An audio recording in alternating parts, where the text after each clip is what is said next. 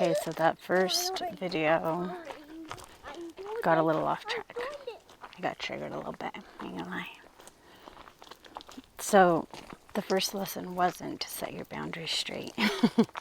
Though that could be a first lesson. The first lesson was recognize that they're super sensitive and recognize that they're very volatile. Look right there. Whoa. Watch out. And that because of that, you're going to choose very wisely what you say and do around them, not out of fear, but out of wisdom and knowing. Okay? Because sometimes we think we're helping by bringing up various things and pointing them out. And it's not helpful. It's triggering to them.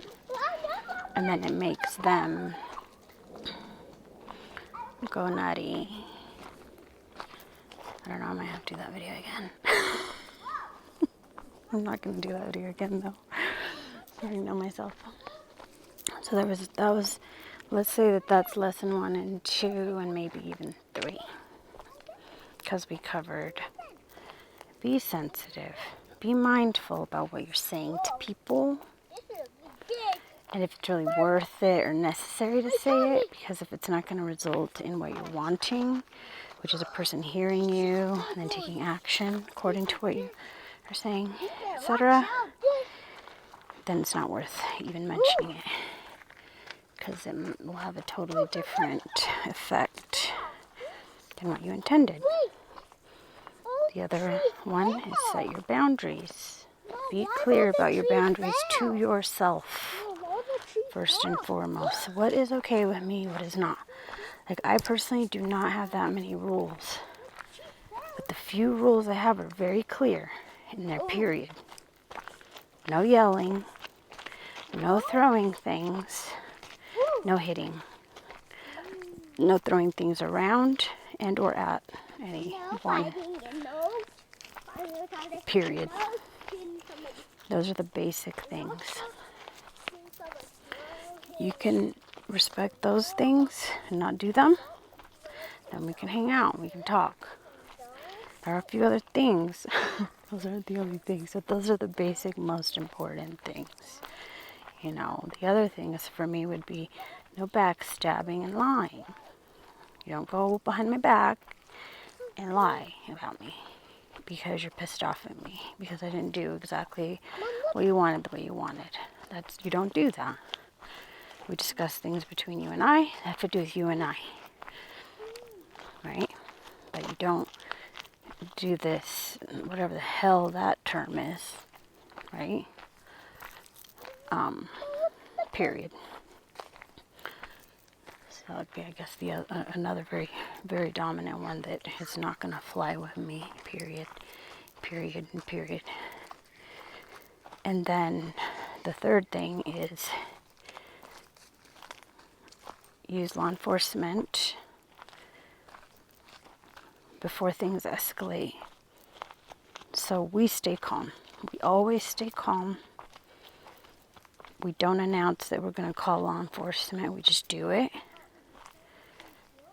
Okay? Because when someone's trying to insist, force, and control, there's a very tiny fine line from that to breaking your phone, trying to stop you.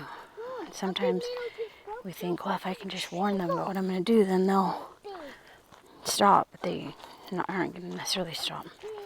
That's just going to possibly make them more violent and like come after you. So it's important, if you decide to call the police, that you do it quietly and you don't announce it, but that you do it. Because if you're trying to be with a person with whatever mental issues and problems, such a forest, holy crap, and they're getting dangerous, and your life could be at stake, or your children's lives could be at stake, then you call the authorities, period. And they're going to try to say that you're the bad guy and that this and that and the other. So it's really important to record. Like as soon as you realize that maybe you're gonna have to, that something's starting to escalate, just start recording. Maybe you'll never need to use that recording, but just in case, you need to defend and protect yourself, because they are malicious liars, and they will accuse you of the worst lies. And lies don't necessarily stand up in court, but they might fool some people, and they might get away with some stuff. But if you have proof, they absolutely cannot get away with anything. If you have proof that shows that what they're saying is a lie, they're done for. So even if they get away with it for a minute's about it. So those are the most very vital and important lessons in what I'm treading extremely carefully here. Like I'm like nervous about even teaching this, because I absolutely do not want anyone to get hurt.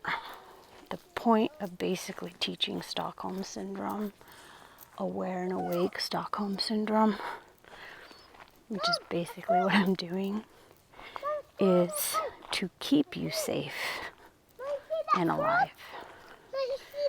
Okay? And if you're going to insist on being with somebody that's volatile, like these people are, then you're going to need to know how to keep yourself safe and alive, because I know a lot of you aren't going to leave. You're going to stay.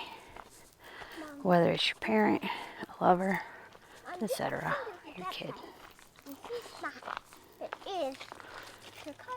And I want you to stay alive. But I don't just want you to stay alive. I want you to be happy and thrive. I want you to be happy and thrive, even though you're choosing to stay around these people that are a freaking nightmare. Okay? So this would be lesson number 1, 2, and 3.